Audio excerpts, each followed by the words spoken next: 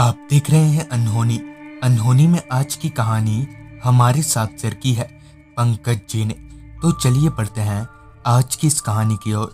आज की इस वीडियो में आगे बढ़ने से पहले अगर आपने अभी तक अनहोनी चैनल को सब्सक्राइब नहीं किया है तो कर लें, और ऐसे ही और वीडियोस के लिए देखें डार्क फाइल्स।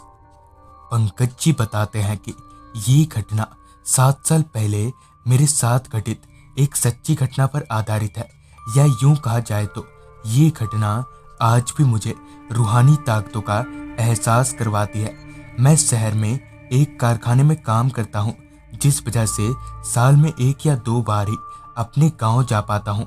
ऐसे ही एक शाम जब मैं मालिक के पास पहुंचा और उनसे दरख्वास्त करते हुए कहा, मालिक, अगर वो 2 दिन की छुट्टी मिल जाती तो मैं जरा गांव होकर आता। जिस पर मालिक ने कहा, अच्छा ठीक है, जाओ होकर आओ। मालिक से छुट्टी मिलते ही मैं काम खत्म करके सीधे घर पहुंचा और गांव जाने की तैयारी में लग गया। मुझे कल सुबह की ट्रेन पकड़नी थी, जिस वजह से मैं पैकिंग करके जल्दी ही सो गया।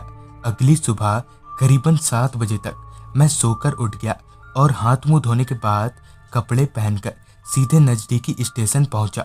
मेरी ट्रेन सुबह 8:30 बजे की थी, यानी कि अभी ट्रेन को आने में घंटा भर जैसा वक्त रह गया था। लिहाजा मैं प्लेटफॉर्म पर ही यहाँ वहाँ टहलने लगा। फिर जब मेरी ट्रेन आई तब मैं ट्रेन में चढ़ गया और एक सीट पर आराम से बैठ गया। मेरे बैठने के कुछ देर में ही ट्रेन वहाँ से खुल गई। फिर जब ट्रेन ने रफ्तार पकड़ी तब हवा से बातें करने लगी। मेरा गाँव यहाँ से करीबन 4-5 घंटों की ही दूरी पर था। थोड़ी देर बाद ट्रेन मेरे गांव के स्टेशन पर रुकी। ट्रेन के रुकते ही मैं नीचे उतरा और फिर स्टेशन से बाहर निकलने लगा, जिसके बाद वहां से रिक्शा करने के बाद सीधे गांव के घर पहुंचा। इतने दिनों के बाद घर वालों को देखकर मुझे बहुत अच्छा लगा। ऐसे ही घर में बैठे बैठे दोपहर से शाम हो गई। फिर जब मैं शाम को मुंह हाथ धोकर घर से बाहर निकला तब पाया कि मेरे सारे दोस्त एक जगह पर इकट्ठा हुए हैं। फिर जब मैं उनके पास पहुंचा तब पाया कि यहाँ पार्टी की बात चल रही है। गांव के दोस्तों के साथ तो काफ़ी दिनों से मैंने भी पार्टी नहीं की थी, जिस वजह से मैंने सोचा कि क्यों ना पार्टी की जाए। ये बात मैंने अपने दोस्तों को बताई, तब उन्होंने भी मेरी बात पर हामी भर दी। लिहाजा हमने अपने दोस्त मनु के घर पर आज रात पार्टी करने का तय किया। हमने देर रात का वक्त इसलिए चुना था ताकि घर पर किसी को पता न चले। उसी रात करीब 8 बजे तक मैं घर से निकल गया और सीधे मनु के घर पहुंचा। चूंकि मनु घर पर अकेला रहता था तो हमें कोई परेशानी पेश नहीं आने वाली थी। उसके घर पहुंचकर मैंने देखा कि सारे दोस्त पहले से ही वहां आ रखे हैं। लिहाजा मैं भी वहीं पीने बैठ गया। मैं अभी बैठा ही था कि मनु ने कहा, अरे यार, चिकन कौन लाएगा?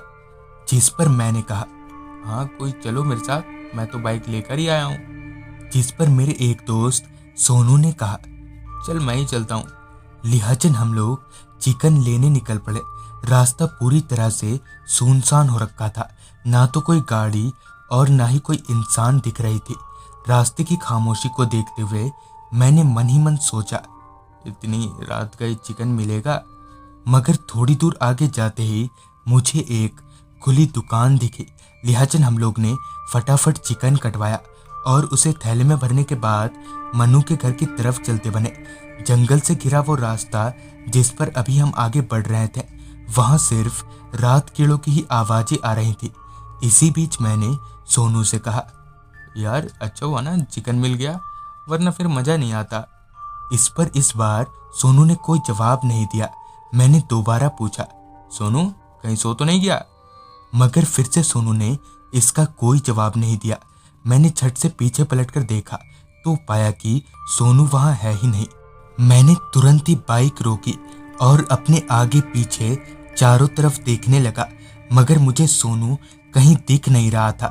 मैं अभी ये सोच ही रहा था कि कहीं गिर तो नहीं गया कि मुझे किसी पेड़ के चिलमिलाने की आवाज आने लगी। मैंने जब अपनी निगाहें ऊपर की तरफ घुमाई तब पाया कि सोनू एक पेड़ पर बड़े ही अजीब ढंग से लटक कर हमारे खरीदे हुए चिकन को कच्चा चबा रहा है।